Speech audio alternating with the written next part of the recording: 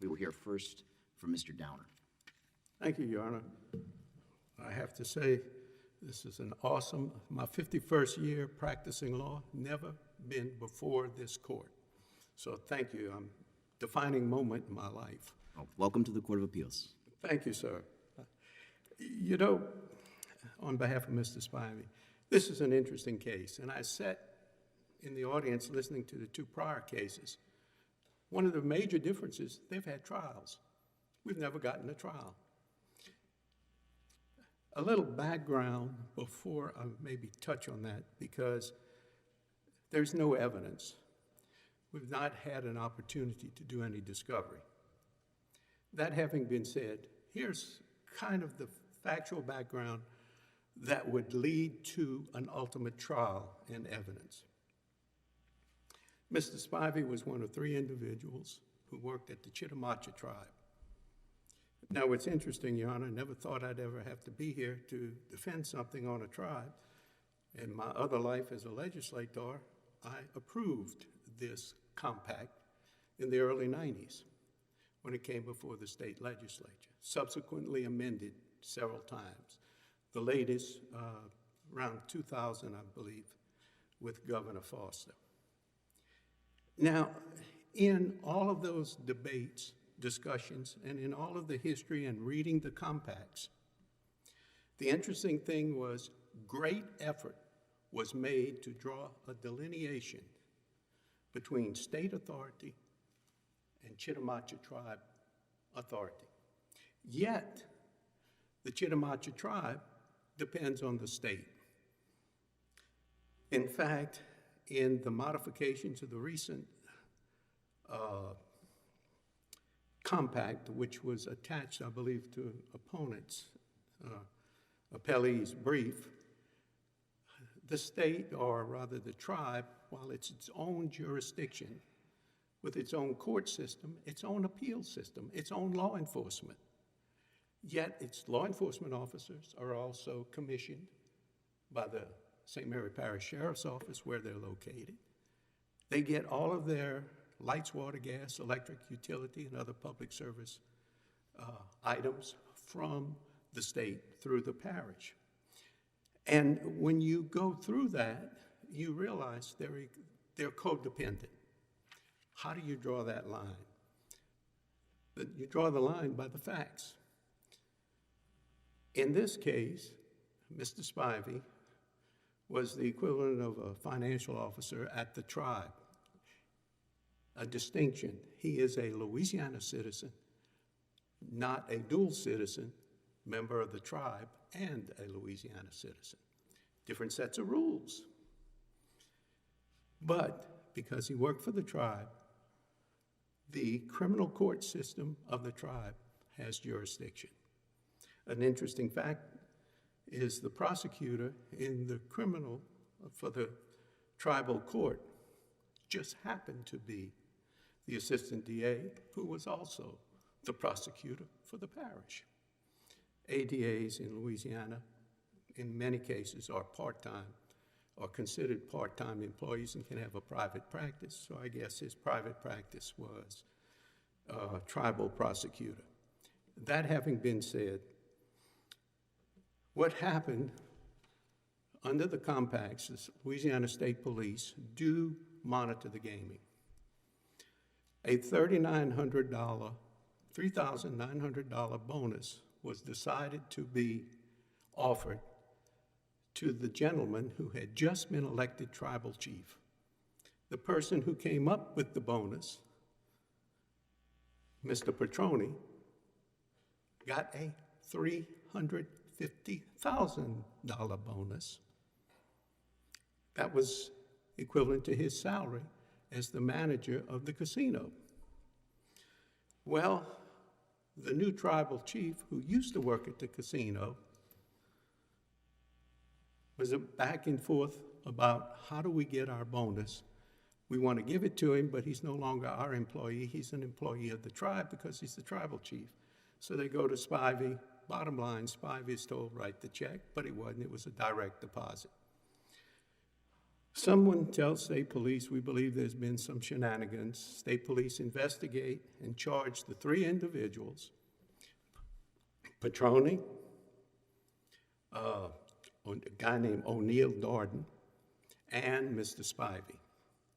Let me at this point say that since then, immediately after the arrest, charges which would have and should have and could have been handled in the tribal court, but under the compact, go to the U.S. Attorney's Office, Western District of Louisiana. U.S. Attorney's Office defers prosecution, says, why are these here? These are misdemeanor. I'm sending them back to the tribe.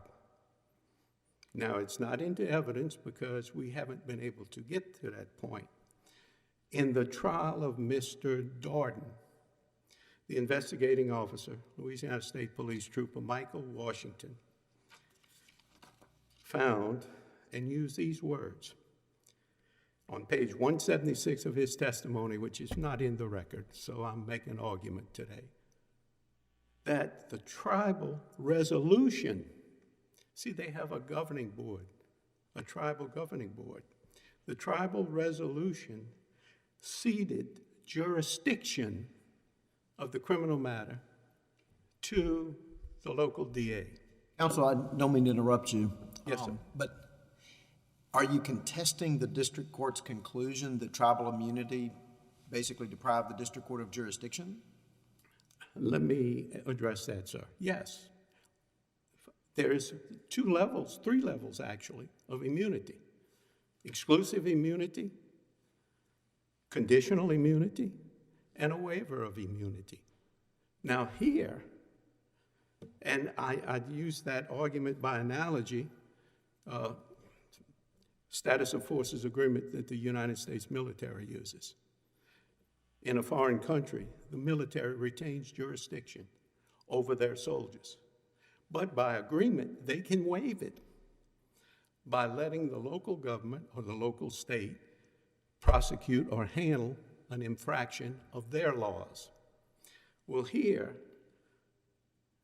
for them to cede jurisdiction when they could have tried it to the beginning to local government, meaning to the local district attorney in the 16th JDC, what goes with that, the ability of the local government to try, impose sentencing? In this case, let me just maybe jump ahead. Petroni paid a $200 fine for unauthorized transfer of $3,900, but he kept his $350,000 bonus. Mr. Darden was found not guilty, and they dismissed the charges against Mr. Spivey and expunged his record. We can't get to court to show that the immunity was waived. Now, I'll point out further, it's in the record. The compact was in 1990, amended in 93, and most recently amended in 2000. What's interesting, and the compact was put into evidence by defendants. On page 9 of that compact, I don't know what exhibit number it is attached to the brief, it says, territorial general jurisdiction. The tribe and the state recognize and respect all territorial rights and the independent sovereign existence of each other.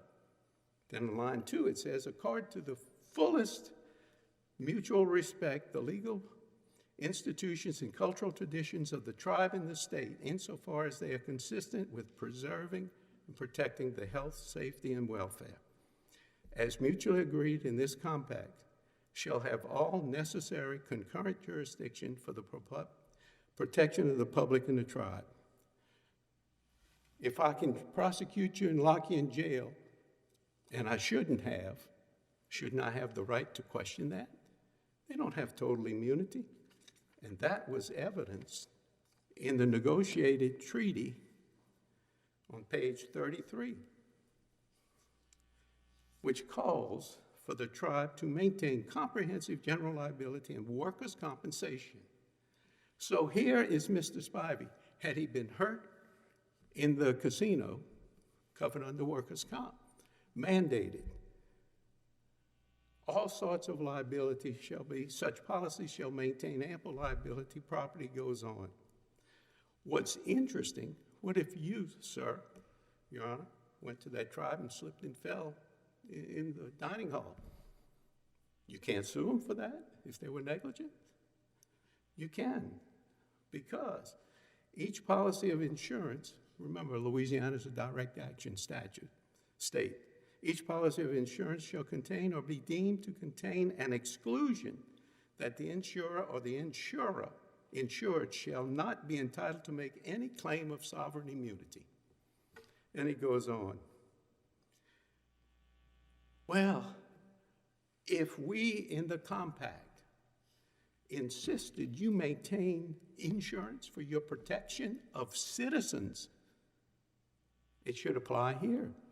Now, I think the court in the first case, I think they were probably right in dismissing.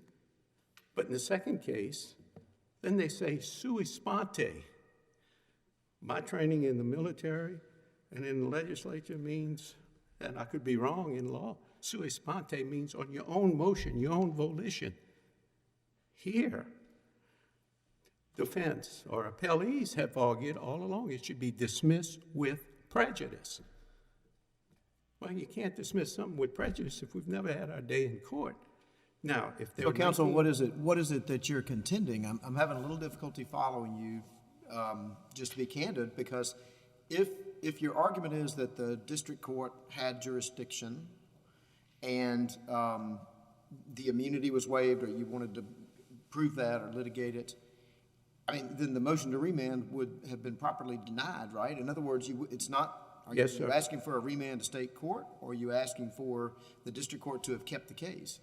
Thank you. Remand to state court, sir. All right, but if the district court had jurisdiction, got around tribal immunity, Mr. Spivey asserted federal claims, so the case would be properly in district court, would it not? It could be. I guess the conflict I see from my level at the ground level, Court 1 dismisses without prejudice, lack of jurisdiction. The federal, I'm sorry. Yes, Your Honor. We file in state court. Immediately removed to federal court. The federal court says, well, we may have some federal question on the 1983 on the civil rights violation. However, sui sponte, under Rule 12B1, I think, or A, says we could send it back, but we're going to send it back. We're going to dismiss everything, including your complaint, with prejudice, which, it stops us from having some discovery so that we can develop the fact that tribal immunity was waived, can be waived, just based on the facts that we've been able to glean verbally without having an opportunity to do discovery, to find, I guess they had a resolution saying, we want to waive, we want to send it to district court. I got to believe there was a little politics. The tribe didn't want to be the one to fire these people or get rid of them. Let's let the state do it, and we'll take action after. It's the same as the military. We would defer prosecution to local government, and then you come back, we get you for disorderly conduct or something and get rid of you that way. My argument, sir. Be glad to answer questions. It's confusing. We just haven't gotten to court. You're asking to be remanded to state court? Yes, ma'am, a remand to state court. Without prejudice, I should say.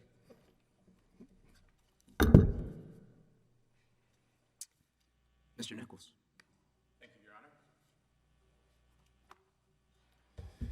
May it please the court, my name is James Nichols, appearing on behalf of the appellee defendants.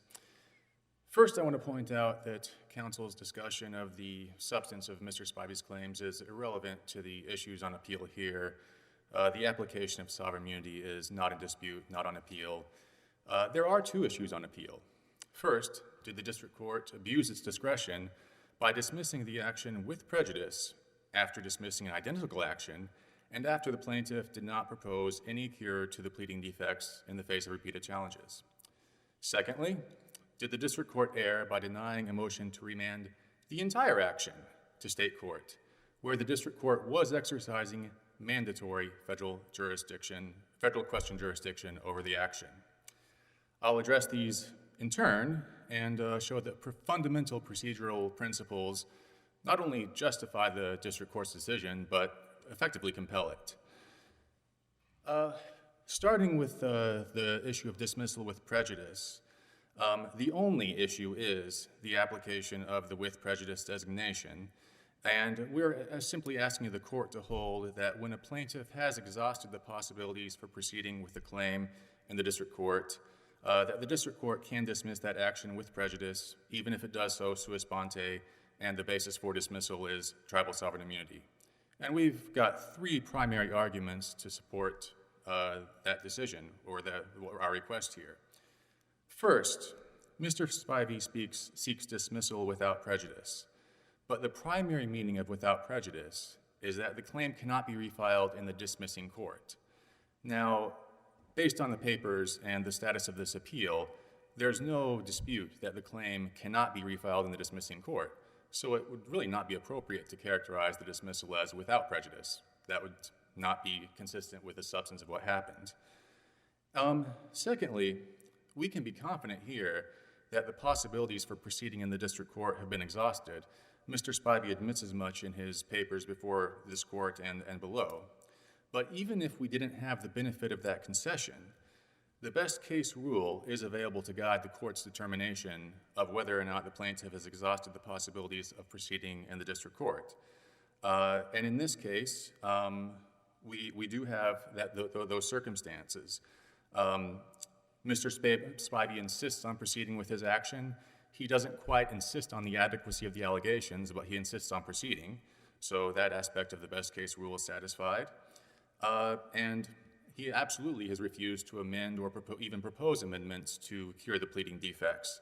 So this is squarely within the scope of the best case rule, justifying the finding that there is no prospect for proceeding in the district court. Counsel, can I pause you on the best case rule?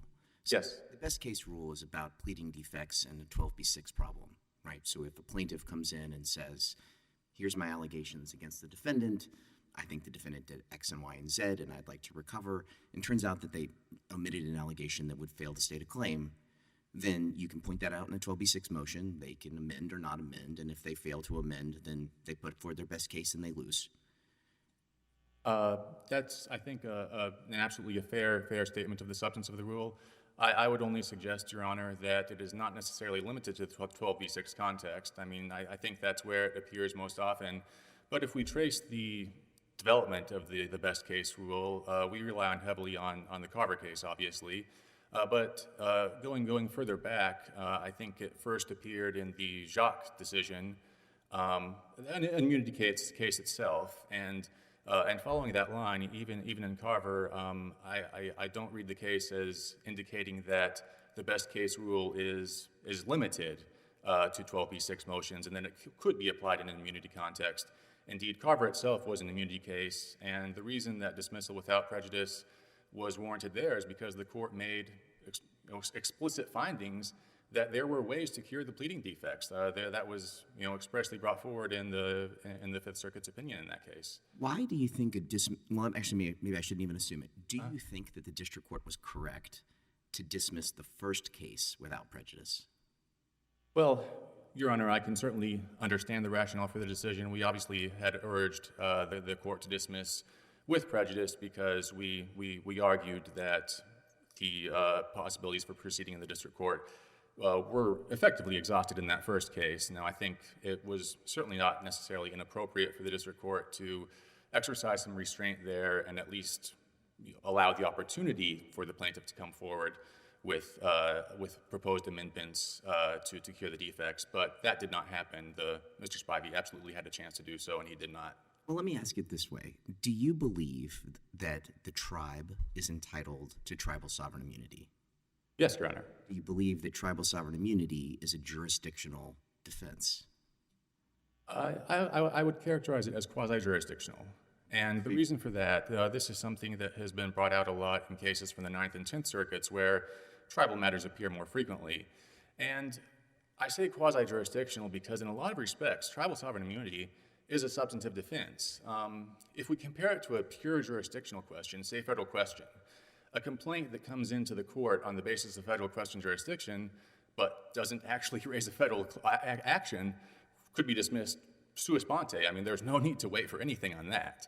But with tribal sovereign immunity, a complaint that is suing a tribe could go forward because you can't tell from the face of the complaint that sovereign immunity bars the claim. It could, but the tribe has to raise it. The tribe has to come in and establish that sovereign immunity applies.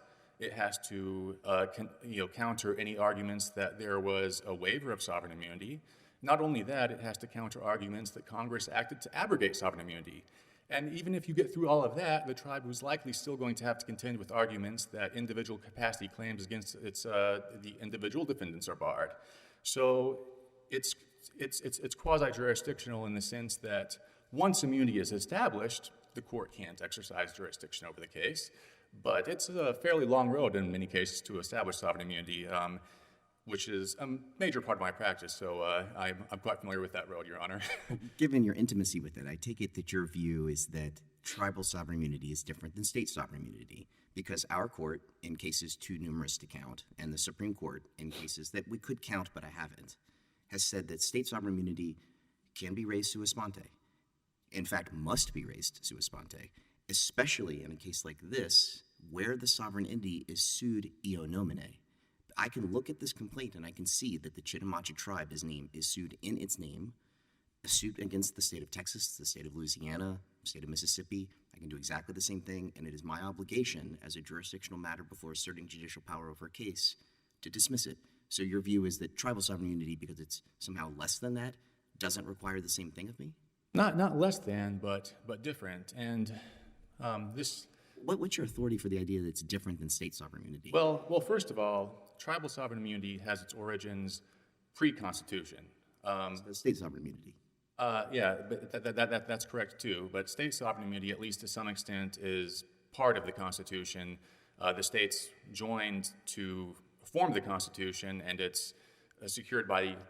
Now, I'm not the expert on state sovereign immunity. I believe the 11th Amendment, but if I got the number wrong, I apologize. And more importantly, though, the jurisprudence on the two immunities has diverged. And so I would certainly appreciate it if courts would dismiss cases against tribes sua sponte, just based on the face of the complaint, finding the immunity applied.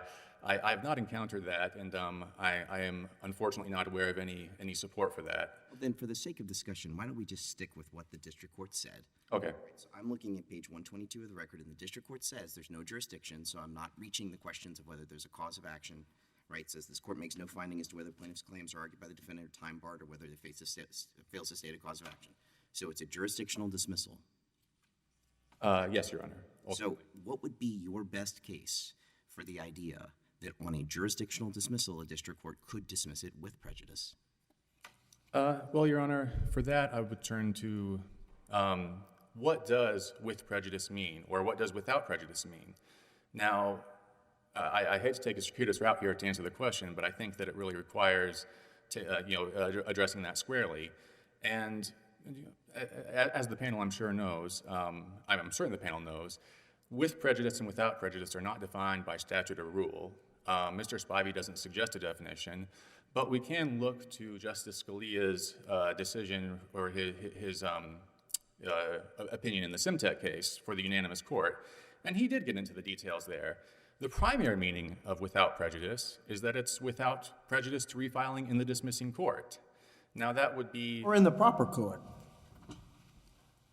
Oh, well, that's I think a secondary meaning. The primary meaning would be that the plaintiff can absolutely come back to the dismissing court. So if a dismissal is without prejudice, nothing stops the plaintiff from coming back to that very same court. Now, if the dismissal were with prejudice, that would, at minimum, bar the plaintiff from coming back to that dismissing court. And it would certainly be a factor when the plaintiff went to other courts and asked to have the claim heard. I mean, I'm not suggesting that a state court or tribal court would completely ignore the with prejudice designation, but that would be just one factor in the determination of the state or tribal court as to whether it could exercise jurisdiction over the claim. And I would expect that in that circumstance, the courts would go, would be more focused on issue preclusion than the designation. So we're really talking about what could happen in the dismissing court. And based on the court's findings with respect to immunity, the possibilities for Mr. Spivey to proceed in that dismissing court are exhausted. There's nothing left. The issue of sovereign immunity was fully litigated. I think we touched on every one of those elements that I mentioned. Perhaps not abrogation, it wasn't argued, but certainly no basis for it. But the court, definitely addressed consent, or waiver, as it were. The district court also addressed the prospect for personal capacity claims against the individual defendants, and found that there was no way to proceed with those claims either, because they were acting as the tribal council when they took the challenged actions. Counsel, there's no doubt, I don't think, that Mr. Spivey cannot prevail in front of Judge Summerhays. I think that's common ground. So I think continuing to argue that, I'm not sure that you have an opponent in the courtroom on that proposition. The question I think that is harder for you is, how can you establish that Judge Summerhays had jurisdiction when he said he didn't? And how can you establish that an order saying the district court doesn't have jurisdiction has, as you put it in your brief at page 18, quote, substantial preclusive effect? In justifying your assertion about quote unquote substantial preclusive effect, you rely in your brief, as you did again today, in Simtech. And so I take it that you're intimately familiar with Simtech as you are with issues of tribal sovereign immunity, and the principal authority that Justice Scalia uses for this proposition is the restatement of judgments. Have you had occasion to look at the restatement of judgments and what it says to generate, quote, as you put it, substantial preclusive effect? Your Honor, I don't have that fresh in my mind, but... Well, I'm happy to refresh it. So Section 1, literally Section 1, says that a judgment can have preclusive effect only when rendered by a court that has subject matter jurisdiction. That's the first section. And so if he says that he doesn't have subject matter jurisdiction and he orders a without prejudice dismissal, how can you then turn and say that has, quote, substantial preclusive effect? Well, Your Honor, that brings me back to the quasi-jurisdictional nature of tribal sovereign immunity, that it does have to be litigated. And not only does it have to be litigated, but the federal courts recognize that tribes actually have a very strong federal interest in litigating sovereign immunity in federal court. So when this is presented to the court, there's a federal question that presumptively the court was going to have jurisdiction over such a claim if there is a claim. The tribe will raise tribal sovereign immunity as a defense, but it has to go through that process of litigating it. So the district court dismissed the case too soon? No, Your Honor, because the district court allowed... I mean, it sounds like you're arguing that you want to be back in court. Oh, no, It's a because strange position for the winner. sovereign immunity was litigated. So the tribe and the individual defendants raised the sovereign immunity defense and won. And that's actually not an appeal. But that means then the district court didn't have jurisdiction and correctly concluded so, correct? Well, Your Honor... No, correct? Sorry? Isn't that correct? Well, it's a qualified yes. Ultimately... Qualified yes. Yeah, I'm sorry for putting it that way. Well, then wouldn't it also be a qualified yes that the court was bound to dismiss without prejudice? Well, no. Based on the jurisdictional conclusion that it didn't exist. Well, Your Honor, I'm afraid that the Even more qualified yes? Well, no, I'm afraid I'm going to have to bring a cat into this, because what this is really putting us into an arena where we're talking about the proverbial Schrodinger's cat, where is it dead or alive at the same time, and it depends when you look. I mean, when you look at a complaint that's filed in federal court against the tribe, the court has jurisdiction to adjudicate it to the end. That end, oddly enough, comes with a finding that the court does not have jurisdiction to go any further. That's how tribal sovereign immunity is handled in the federal courts. So it is... That end is not with prejudice as to the claims. It's just a dismissal for lack of jurisdiction. Yes, Your Honor. It is a dismissal. And that's without prejudice. Sorry? That's without prejudice. It is without prejudice to refiling in a competent forum. Now, I submit that upon a finding that sovereign immunity bars a claim in the Western District of Louisiana, that the plaintiff cannot proceed with that claim in the Western District of Louisiana. So it should be dismissed with prejudice to refiling in the Western District of Louisiana, but not. Means. That's not what the phrase means. That's what's so troubling about the assertion from the tribe in this case. If a dismissal with prejudice, yes, of course, it includes not filing it in the Western District of Louisiana, but it also means not filing it anywhere. Res judicata. It is over. And that's not what Judge Summerhays gave you. I mean, I'm sorry, he gave it to you in the second one. And that's obviously the whole reason that we're here. And what I can't understand is how you can do that if the first requirement of a with prejudice dismissal that would have res judicata, collateral estoppel, issue preclusive effect, all of the preclusion doctrines attach. When you stamp that judgment that way, all of those preclusion doctrines attach. And how do you do it without jurisdiction? Well, Your Honor, because the court does have jurisdiction to adjudicate that immunity. And I'm sorry to go back to this, but for the tribe to prevail on sovereign immunity, it has to have the court decide that it applies. So we've said over and over again, the Supreme Court said the same thing. Courts always have jurisdiction to determine jurisdiction, right? So, people unfortunately come into federal court with some regularity, and we see it in the context of removals from state court like this one with some regularity, where people try to get into federal court and we don't have it. But so, of course, we have the judicial power to say we don't have the judicial power. But we don't have the judicial power to render judgments that have effect preclusively, right? Res judicata effect. That's the whole distinction. That's exactly, you hang your hat on Simtech. That's the whole point of the Simtech decision, is to say that these, what the old on the merits determination, as you know, and the with prejudice determination that we use now, have these massive effects. Well, Your Honor, I think that there's two responses I want to make to that question. The first is that going beyond the designation of with prejudice or without prejudice, issue preclusion does apply to jurisdictional determinations. So at least to some extent, whether or not, no matter how the district court characterizes the dismissal, its findings, have bearing on any further action. So, the designation itself isn't what implicates that issue, and we can resolve it by looking to how issue preclusion is treated in the context of jurisdictional findings. And secondly, I would say that this is something of a unique situation, particularly in that it involves Indian tribe in the Fifth Circuit. It's not something that's been addressed much. And so I do want to point out the implications of applying the without prejudice designation. I mean, that is... Let's back up a minute, Counsel, because maybe this is the way to look at it. The district court determined tribal immunity applied and therefore didn't have jurisdiction.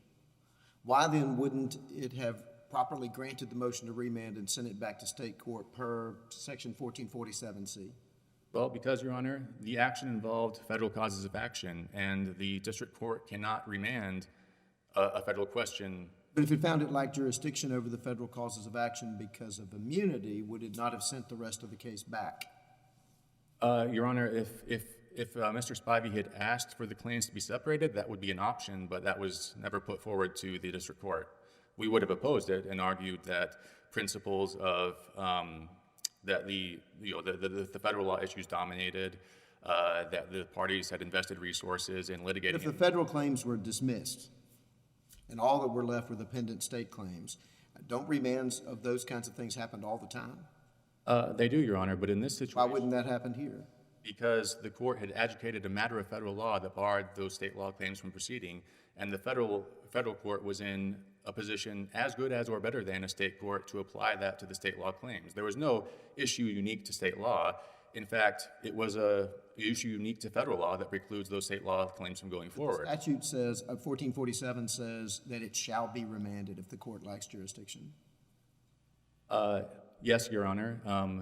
So wouldn't that have been for the state court to sort out once it went back? Well, no, I don't think it would be, Your Honor, because... Why not? Because the federal court made its decision and on a unique issue of federal law that applied across the board. Thank you. Thank you, counsel.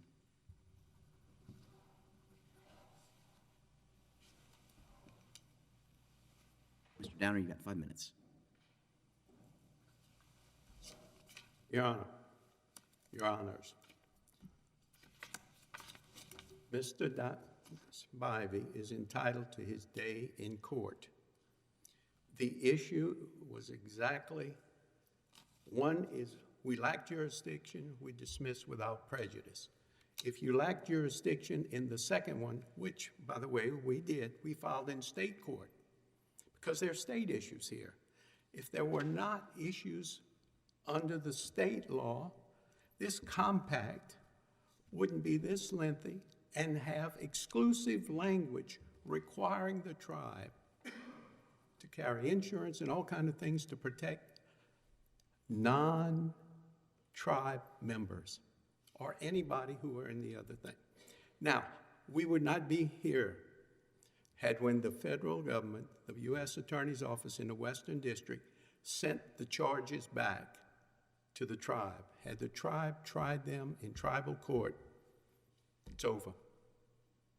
It's when they ceded jurisdiction, I think it was the word, yes, they had to have a motion.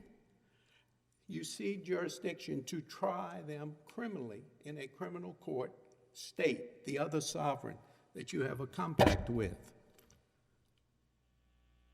Guess what goes with that ceding of jurisdiction?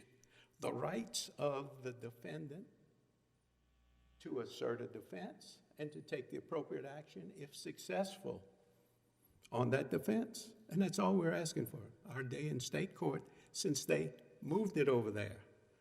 Now, again, it was the tribal decision to send it to state court. Had they kept it in their court and prosecuted with their prosecutor, we wouldn't be here. Thank you, sir. I'd be glad to answer any questions. I think we've got your argument. Thank you, counsel. The case will be submitted, and that will conclude the arguments for today. We will stand in recess until 1 o'clock tomorrow afternoon. Just want to thank you, sir. Coming from South Louisiana, wow, that's all I can say.